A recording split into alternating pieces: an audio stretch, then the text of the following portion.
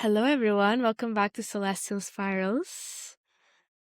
Welcome back. So, this is Ines and Phoebe, your co hosts, and we're here to talk about the astrology of September. We have a few changes, though, to announce before we get started because we have listened to your feedback and we are switching up the month ahead format a little bit. Yeah, we realized that we do love to chat, both of us, especially about astrology. So, yeah, we really honor like everyone's time, and also we're just so excited and grateful about the community that's being built here. So, we made the decision to start doing weekly episodes, which is so exciting. So we can really get in a rhythm and a flow with all of you. And yeah, for the month ahead, we're going to do our very best to make it concise and digestible and something that is yeah, really supportive, right? Because that's our whole aim for this, that it's, it's a love letter, it's a care package, it's your astro big sisters helping you prepare for the month ahead. So yeah, we're really excited about it. Yay, I love that. You said it so perfectly.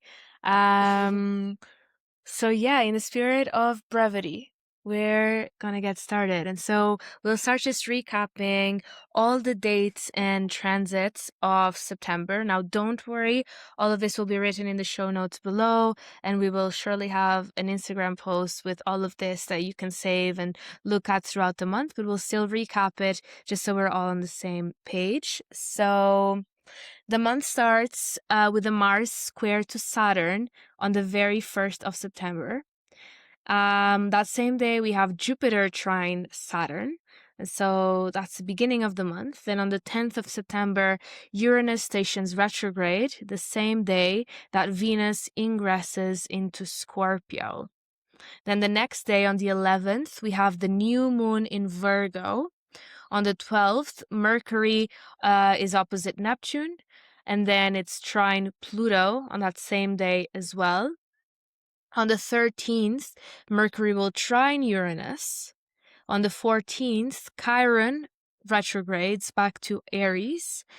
On the 14th, Venus squares Pluto. On the 18th, Mercury is opposite Saturn. On the 22nd, the Sun will ingress Libra, and this marks the fall equinox. On the 26th, we have our full moon in Aries. That same day, the Sun will be opposite Neptune, and the Sun will be trine Pluto. The 27th, Mars ingresses Leo. On the 28th, the Sun trines Uranus. 30th, Mercury ingresses into Scorpio. Now, one thing worth mentioning is that already on the 31st of August, so last month, Venus will enter its pre-retrograde shadow at 23 degrees of Libra. And so throughout the whole of September, we will be in that pre-retrograde shade before Libra enters retrograde on the 3rd of October. So we'll talk about that more next month, but we wanted to let you know. And we're going to have a special episode all about Venus retrogrades coming next week, the week after this episode is live, because yeah, there's a lot to unpack, there's a lot to prepare for, and it's actually one of my favorite transits, even though it definitely comes with its challenges. It's such a beautiful spiritual transit. So yeah, we won't talk too much about it this episode, even though we would definitely love to. So yeah, Ines, what do you think is the overall vibe of this month? So when I was looking at the astrology of the month, the image that was really coming to mind was that of a gradual buildup. September really feels like that month. Like, we were talking before we started recording, that back to school energy that is always there with September. This year, it really feels like the pieces of the jigsaw are starting to fall together. Like all the moving pieces that this summer was rearranging seems like they're finally finding their place. And that I feel like it's a month that's going to come with work, but it's going to be work that has direction to it. I love that. Yeah. Work with a nice Virgo plan involved. Not Exactly. this, yeah. We're just, as we're recording, we're still in eclipse season. We officially leave eclipse season on the 4th of September, actually. So it's, yeah, it's kind of just like go with the flow, but the flow is very unpredictable, potentially chaotic. Yeah, I love this. In September, we kind of know what we're working with, even though there is a lot of different moving parts. Exactly. Exactly. It's a good one. Yeah, I'd love for you to share your findings about Mars and Cancer squaring Saturn retrograde in Aries, because I know that you had some really interesting points on that.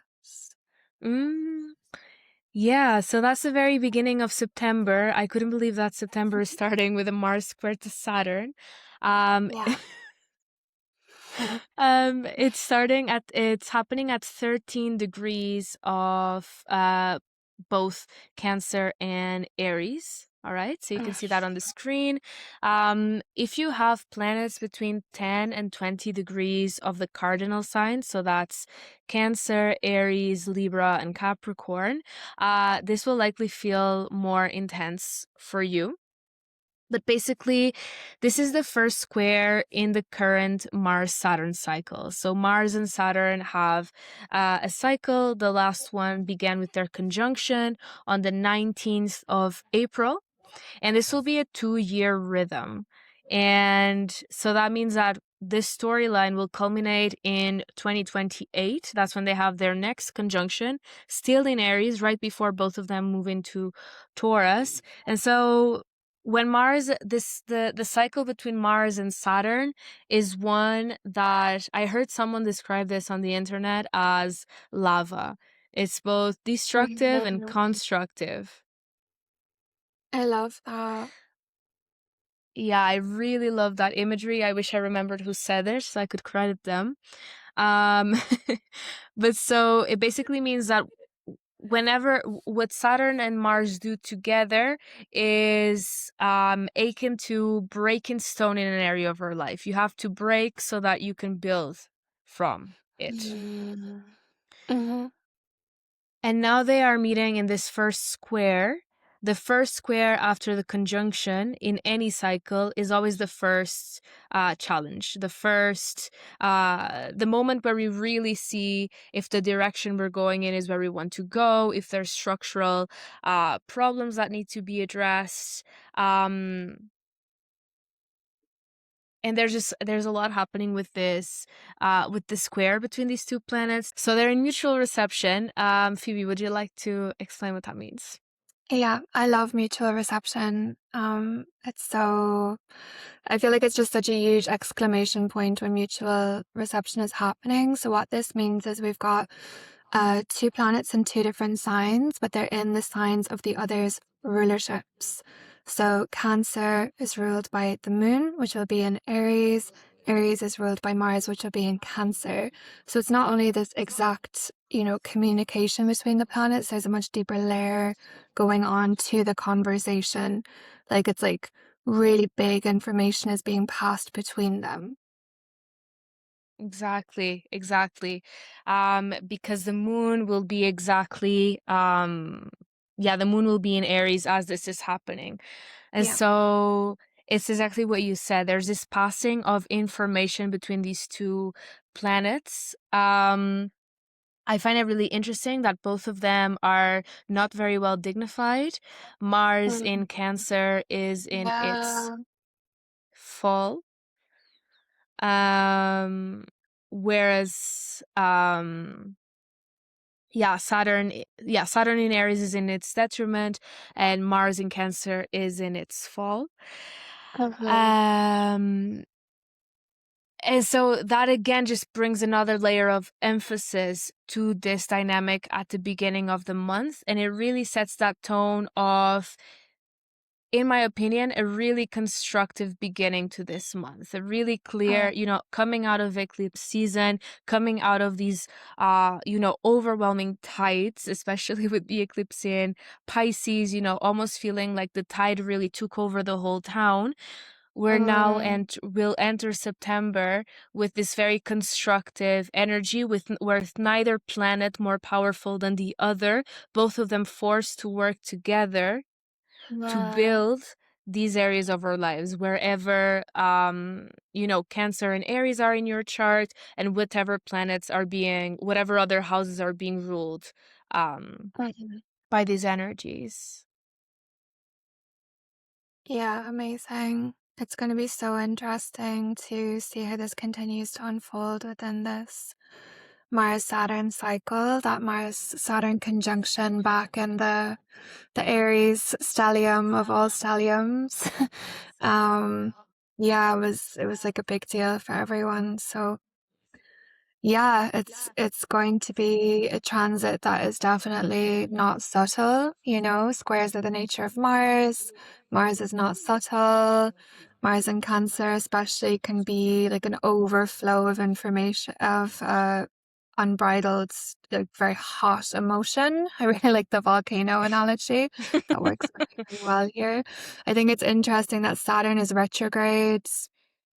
There's going to be something maybe a little bit harder to access. Mars and Cancer can find it hard to access emotions. So I would definitely be recommending some kind of like somatic inquiry practices, just, really what we were recommending back in the Aries stellium. Like, can you move your body with the energies? Can you like sit and see what's alive, see what wants to be expressed, maybe through voice, through movement, through art even. Yeah, just it might be more difficult to kind of like deal with the emotions that are coming up just because of the conditions of the planets in this case, and the emotional Mm, nature there. absolutely. That's really, really, really great advice. And it made me it just with that in mind, I think we'd all do very well to remember what was maybe starting in April, Um, around April 19th, what was being yeah. restructured, where were we asked to step up to an uncomfortable responsibility, because that's Mhm. probably the story that's being carried forward. That somatic inquiry, as you said, will be very will serve us really well, especially at the beginning Mhm. of the month. Yeah. Yeah, yeah, wonderful. Yeah, I think one more thing I'd love to bring here, just because it's been so alive with the Saturn Venus opposition that we're just starting to move away from in the next few days. I feel like there's going to be a lot of sacred feminine rage. And I feel like that was really alive in April, actually. So maybe you might like to, yeah, engage in some kind of like sacred rage practices as Oh yeah. well. Oh Yeah. yeah. I love that. Yeah. Probably attuning to your luteal phase. If you happen to be in your Mm, luteal at the beginning of September, that's your sign that luteal rage needs to be yeah. honored. Yeah. And Ines is the one to talk to about this. I might make a Definitely. little post about that. You should. Yeah. Do we need to talk about Jupiter trine Saturn? If you want to, we can go there. I don't think we need to, Okay. personally. Cool. Yeah, I think I it's a think it more might be a bit subtle. too much. Yeah, I think it'll be a more subtle energy. Yeah, yeah. Yeah. Will we go to new moon in Virgo? Oh no, let's go to the 10th. The 10th is a big day. Yeah, let's go to the 10th. All right, so after that, it's sort of smooth sailing, if we can say such a thing ever, until the 10th of September, when two very big things are happening simultaneously. And Phoebe, I know you clocked this, so I'd like you to give us the run through. Yeah, so on the 10th of September, I'm not sure of the actual day hour right now, so I'm just going to skip to the 11th so we can see. We've got Venus entering Scorpio, which is really interesting as Venus is going to be retrograding in Scorpio. Really, really big Venus retrograde cycle that we're going to be working with really deeply. And on that same day, Uranus is going to station retrograde. So it's really interesting because, Venus has already entered her retrograde period. She is at the degrees that are going to be touched within her Venus retrograde. And with Uranus stationing retrograde also at this time, it's like this really interesting topic coming up because Uranus in Gemini is such a huge deal. It's such a generational placement. It's just such a huge signature of 2026 to do with AI, to do with digital technology, to do with very intense polarization on social media, just so many rumors, hot takes, just crazy fights spreading like wildfire, like faster than ever before. It feels like this is a really interesting combination that's happening because Venus is going to be bringing us through some things from the past, things to do with past, um, habits, anything relational. There's going to be things about money, which Uranus can be really to do with as well. And yeah, I would definitely be taking note on this date. Like, what is coming up for you? What are you dreaming about, especially? Who's kind of popping into your head? Who's triggering you? What is that trigger highlighting for you, right? Can you, like, instead of just being angry, can you be like, take a step back and be like, okay, why am I being triggered? What is this bringing up from the past? And it might be like a very deep and old wound. I'm not going to get too into it now, but I've got some thoughts about Venus, this Venus retrograde in particular, to be especially important for witchy women. So I think it's going to be really, really interesting to see what comes up. Retrograde motion is always, it's all the rewords, it's like revisit, recalibrate, retrospective. It asks us to look back before we move forward, and that can be really hard sometimes. We're in such a fast moving time, especially with Uranus and Gemini. It's just brought us into this like very fast paced energy. So I think it's a really interesting signature, and yeah, I really recommend like sitting with it, doing some journaling, seeing what's coming up here. Definitely. And what you said about the dream space, bringing some messages, it would be a beautiful day, like the 9th, 10th, and 11th of September, to work with mugwort, Oh, the herb of dreams, Artemisia vulgaris. You can either burn some around you before bed, keep some in a dried herbs under your pillow. You could be taking it as a tea as well, although you don't need too much with mugwort. And if you are pregnant or lactating, skip this advice because mugwort is a known emmenagogue. And yeah. yeah, so that means it is known for bringing forward bleeds. Um, And Inez, is that yeah. even if it's just for smoke cleansing? Like, could pregnant people smoke cleanse instead? You can smoke cleanse, just you wouldn't take it internally if you're pregnant. Yeah. Okay, yeah, because it's still like it's such a powerful herb. I can imagine even It's very just powerful. having her in the room with you would be amazing. Yeah. Yeah. Even just having her in the room will be amazing. And what mugwort does is it deepens your dreamscape. So it gives more texture to your dream world, allows you to recall dreams more easily. It's definitely not the herb you want to take if you just want a peaceful night of sleep. Yeah. But for this deeper work around the Venus ingress in Scorpio, with the Uranus Gemini retrograde at the Mhm. same time, be a really beautiful herbal ally. Yeah. So interesting as well. It's just catching my eye that Venus is going to be in exact opposition to Chiron retrograde in Taurus at 0 degrees. Yeah, it definitely Mm. feels like a mystical, magical one. So I love that. Artissima vulgaris came in, one of my absolute favorite herbs. So beautiful. So then on the 11th, we have the new moon in Virgo. So that's our first lunation post eclipse. It's going to be ruled by a Mercury in Libra, so Mercury in the land of Venus. So I just think that this new moon is going to be calling back the Venusian themes that are building up towards the retrograde. Wow. We'll talk a bit about Mercury in a second. Um, but yeah, I think all the typical practices of a new moon apply, especially with this one in Virgo, really being intentional and precise with our intentions. Um, it's I was looking at within this month where there's so much possibility for constructive energy, a very clear intention during this lunation can be really medicinal.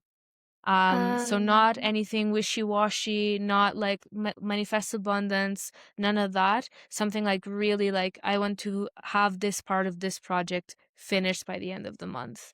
I want to yeah. call in X partnership with that person. Like something very specific, can be a strong anchor for this month. Yeah, Virgo is all about precise, detail-orientated plans. So, yeah, getting mercurial about it, maybe making a. I mean, you wouldn't really do a spreadsheet on a new moon. I mean, you can. You could. I actually really love personally like enchanting things like spreadsheets, doing energy work on my digital spaces. But yeah, get specific. Definitely, I love that. Yeah. All right, so after that, we have our Mercury galactic journeys. At least that's what I call them in my head.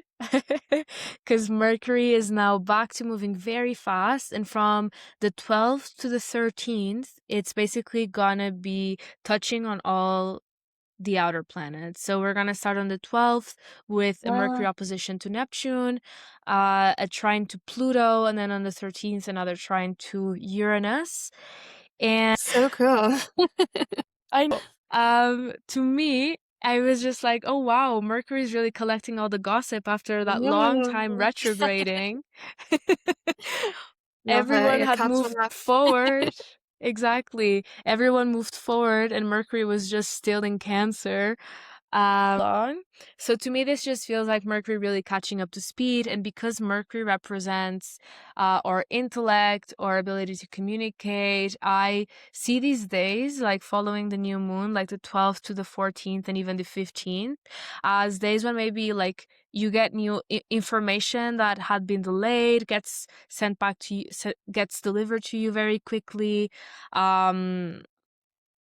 You might be able to like book the travel, things just starting to fall into place a bit more quickly.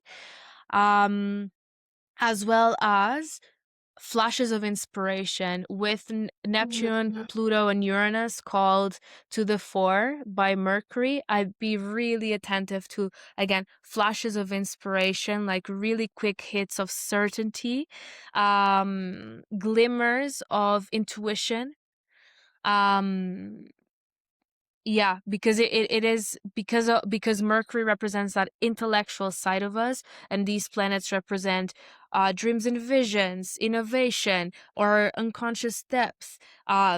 There's really a lot of potential for our ability to verbalize and conceptualize things that were a bit murky before. So I think that's part of Ah, like the pieces falling into place aspect of this month. that sounds like exactly what we all need after this summer. I love as well. Did you know that it was a kite formation? No.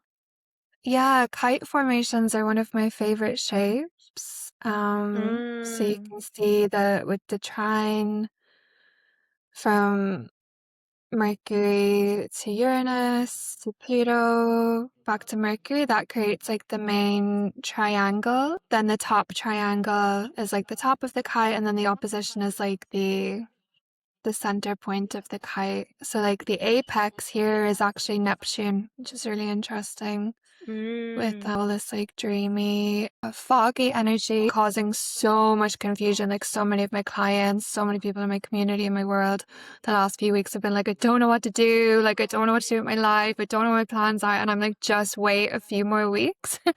After eclipse season, things will start to become clear later on this year. Everyone will know what we need to do. But yeah, I love how Mercury is like creating this kite formation, flying in the sky. It feels like yeah, Yeah. Mercury is really, really helping us out. I love it. Yeah. And then on the 18th, Mercury's gonna meet Saturn in opposition. So it's really interesting that, receiving on the 12th to 14th, receiving the clarity. And then on the 18th, because we're meeting Saturn, we're meeting, the planet responsible for material reality. It's almost like we get the reality check. We're like, okay, what needs to be done? What can be done? What can't be done? What is realistic? What needs to stay in the ideas bank? Amazing. I'm so excited for this. Yeah. Yeah, it feels like such an earthy month somehow. Yeah, thank God for this Virgo season. Honestly, it's like so needed after all the Barbo's basket, wildfire, chaos, energy. Oh my God. Like, like we Mm, really, really need Virgo to bring us back to Earth at the moment. no, for And real. speaking of, Chiron is going to be retrograding back into Aries in the meantime, coming from Earth sign Taurus back into fire. It's going to be an interesting few months to, yeah, take care of some unfinished business in the areas of our charts.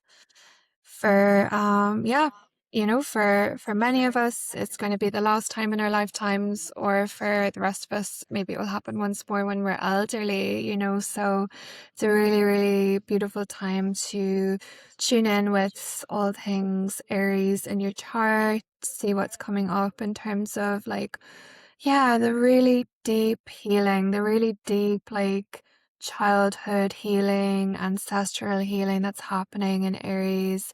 It's going to be really interesting to see on the world stage what's happening with like big leaders. I think, Chiron in Aries overall created just so much, um, yeah, I want to say heartbreak more than disappointment in world leaders and leadership in general. I think just like so many shadows were brought to the surface. There was so many empty promises that fell flat. And yeah, there's been just such this big theme with Saturn and Neptune and Aries as well about I feel like, what's needed in leadership now, how we can lead ourselves, how we can be the leaders that we want to see in our own lives. So yeah, just wanted to mention that I love Chirons. I'm always on about Chiron. Yeah. It's not everyone's Yeah. cup of tea, but yeah, I think it's just a nice awareness to hold gently for the few months until Chiron comes back into Taurus fully. I think you should definitely make a little Instagram post for us all on this topic. You have so much more to say. I do, I do. I'm being very, being very concise today. I I'm know, proud I of know. myself. I'm so proud. I can see the words being held back. Yeah, yeah. I have the gift of the gab, so yeah. Um, okay, so then we have, in the midst of it all, we have our Venus square Pluto. Mm, So that's on the 14th of September, but it's actually gonna stay that way for 3 days, like until the 17th, because Venus is awesome. moving so slow ahead of its retrograde. Um, and for me, this is again another part of that, being in the antechamber to the retrograde. Because with Venus already in Scorpio, sign of its fall, so again, she's not very well dignified, and being in a square with Pluto, which is in modern astrology, it's considered the modern ruler of Pluto, but even in Hellenistic astrology, it's a Pluto adjacent planet. It really brings forth that plutonic, transformative, deep um deep excavation energy that Venus will be doing for the next few months. It's very interesting that we have it here smack bang in the middle Mm, of this month. Mm-hmm. Um, yeah, I don't know if you have more to say on this. Yeah, I mean, it's just amazing, isn't it? Like Venus retrograde and Scorpio and Libra is just going to be such a standout transit of this year, definitely. And yeah, Pluto being the modern ruler of being said to be the modern ruler of Scorpio, squaring Venus and Scorpio is just so strong. You know, it's a really, really strong signature. And I think we're really being initiated into a very deep relational healing chapter this month. It's like the build up for Venus retrograde. So Mm-hmm. yeah, I think again, just like being aware, you know, taking stock, what's coming up in this day, what's coming up from the past, especially, because it is, you know, within the retro shade, which is the build up to the retrograde period for Venus. And yeah, I think it's going to be really, really interesting to see what's coming up around friendships as well as Mm, partnerships if you have one. It's going to be really interesting to see what comes up around women in power, matriarchy. I think these themes are going to be alive as well. Yeah, it's definitely one to be a little bit careful of. You know, it's a strong kind of jarring energy. Neither Scorpio nor Aquarius are known for their gentleness. You know, yeah, they're very strong signs, very powerful yeah, signs, you know. So yeah, like being careful of what you say, being careful of like the environments you're going into, like trust your instinct, you know. yeah, That's one good thing about Venus and Scorpio. That's good instinct energy. yeah, So you can trust your instinct. Maybe you don't want to go to the party last minute. Maybe you um have a bad feeling about a client who's coming, something like that. I would say like really trust your instinct and yeah, see what's being revealed to you organically. Squares are gonna, you know, especially this kind of square is gonna involve other people mainly, I would say. yeah. Also just wanted to say that once again, for the second time this month, the moon is going to be bridging planets again because this Ah, Venus is in Scorpio is ruled by Mars. Mars will still be in Cancer. The moon will be ruled. So Cancer is ruled by the moon, and then the moon will be itself ruled by Mars. So there's once again this energy of the moon bringing information forward. So once again, what you said of instinct, I think comes really alive when you see that yeah, piece, the moon representing our body. So we're not talking necessarily about like something your mind tells you, like a deep feeling in your body of a yes or a no, or you yeah. know, being really aware of your body around these days, I think is going to be um super important. Mm, And also, just that this is the last square in this particular cycle of Venus and Pluto. It's the closing square. So it's certainly going to have to do with something from the past. Not necessarily like a long past, but something that you've been working on since the end of last year, beginning of this year. Yeah, the continuation of that story, a last challenge to that story, to that part, the part of your chart that is in Aquarius especially, because that was the seeding of the conjunction. amazing. I love that. Thank you so Ye- much. You brought so much depth here. Thank you. So yeah, we're gonna have the Libra equinox, as it's known in astrology, on the 23rd of September. And this is the autumn equinox, as it's commonly known. And the autumn equinox is bringing us into autumn.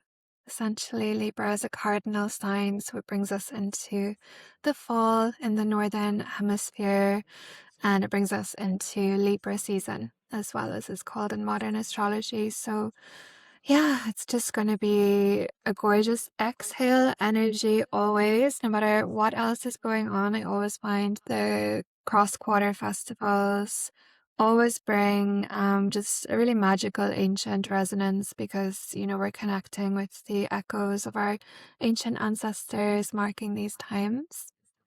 So, even though all the astrology is happening, I really recommend with the autumn equinox to take some beautiful rest, allow yourself to exhale, maybe take some time to look back on how the summer was for you, on how um, how all the lessons landed for you, how you can support yourself to integrate over the dark half of the year. The autumn equinox is the last festival before Samhain, so it's like the kind of last big festival to celebrate the harvest before we move into the dark half of the year, which is also it's the Celtic New Year, Samhain. So it's Exactly. really a time of celebration and integration and preparation for the winter as well. So this can be a point where you start to prepare for the dark half of the year coming. Yes, exactly. Um, yeah, exactly. Like we have 6 weeks between equinox and Samhain. As you said, it's the Celtic New Year. I always see Samhain as the beginning of the end of the year. Mm, Um, and yeah, from Samhain to then winter solstice is another 6 weeks. So yeah, we're entering that period of reassessing, taking stock, gathering the last of the harvest, and mm, starting to transform food. If we were living as the ancients did, transforming food, preserving, looking ahead. So it's a really good idea to think what needs to be preserved.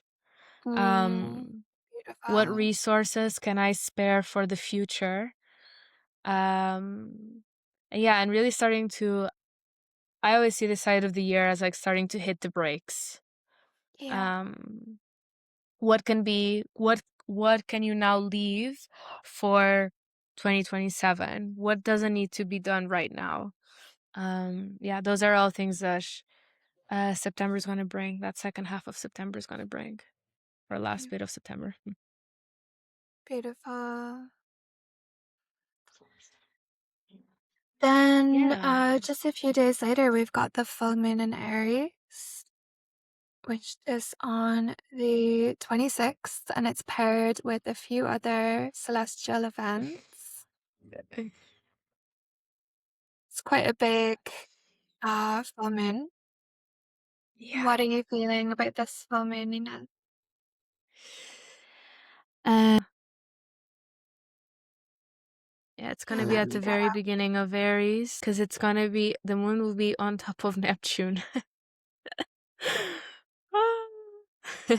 I hadn't That makes realized sense that. why Neptune was calling so strong earlier. Mm, yeah, so that full moon in Aries at 3 degrees, the moon will be at 3 degrees of Aries, the sun will be at 3 degrees of Libra, meaning that the sun is going to be in opposition to Neptune, just as the moon will be conjunct Neptune. Wow. So it just brings this very interesting signature, no? Like this signature, um, this more expansive Neptunian dreamy signature to this full moon. Full moons are always moments of culmination of the cycle. So it's always, we look back at the new moon in Aries earlier in the year to see what might have started, and we look to the full moon to see the culmination. But with this strong signature with Neptune, it almost feels like this culmination is just, the first stage in the mountain where we get to look ahead to see where else we're going, like Three of Mm, Wands energy in the tarot. So that's what was coming from me here. yeah, super interesting with this Neptune and retrograde energy being so strong. I feel like if you're feeling like confused, if you're finding it hard to ground, maybe to just like take a rest. I would do like really traditional full moon things on this moon personally, such as doing a lot of cleaning and cleansing physically of your Mm, house and of your body. I even love to like actually like trim my hair and cut my nails on a full moon, like really like scrub my body with salt in the shower. I don't have a bath at the moment, sadly, but if I had a bath, I would definitely be getting into a salt bath. I'll probably do myself a foot bath and yeah, you know, when Neptune is involved, things can just be so not what they seem. It can be very much like that mm, smoke energy, and you know, um, we're gonna have this sextile to Uranus as well, the sextile to Pluto. There's a lot here. And there's a lot retrograde here. And always with retrograde energy, things can be just like more introverted, more internal, even what's that really great word? Inverted, you know? Like mm, be like as chill as possible on this full moon. I wouldn't be like asking big questions. I would be cleansing, clearing, grounding, and really noticing what comes up naturally. Great one for meditation, definitely. mm. Comes up, I would say great one for divination as well, for channeling. Yeah. Yeah, really like um having support with what comes through, not trying to figure things out yourself. Yeah, especially, yeah, as you're saying this, just realizing that it's still ruled by that Mars in Cancer. So still having that Yeah. very strong emotional edge attached to it. I Mhm. think all those very grounding, cleansing body practices will be so, so important. And I love that you mentioned like trimming of hair because Aries rules the head. So it feels like, Mhm. yeah, even like giving yourself a little head massage. That's something I've started an Yeah, Ayurvedic beautiful. practice I've started doing in the morning. So I it can be a love really beautiful that. thing to do. And scalp oiling is so Exactly. soothing. And also, actually, it's so interesting. It's been coming up a lot in the last few days, but veiling. If you feel like your Mm, mind is really busy, if you feel like you're being really affected by the collective energy, putting a scarf or a veil on your head, it like really grounds and soothes the nervous system, and it also really helps to kind of like yeah, protect your crown chakra as well. So that could be something beautiful to do on this full moon as well. yeah, absolutely. So then after this, basically on the 27th, we have Mars ingressing into Leo, Mhm. which will probably feel really good after the whiny period Same of for Mars us. in Oh, Cancer. sorry, I had to talk across you there because I'm so No, no, you excited. should, you should.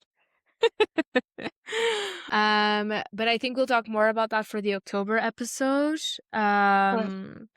Because it's gonna be part of this explosive Mars Pluto dynamic earlier Yeah. in October. Then our last transit is really the Mercury ingress in Scorpio on the 30th of the month. So that is also foreshadowing Mercury's future retrograde because the last Mercury retrograde of the year will be in Scorpio.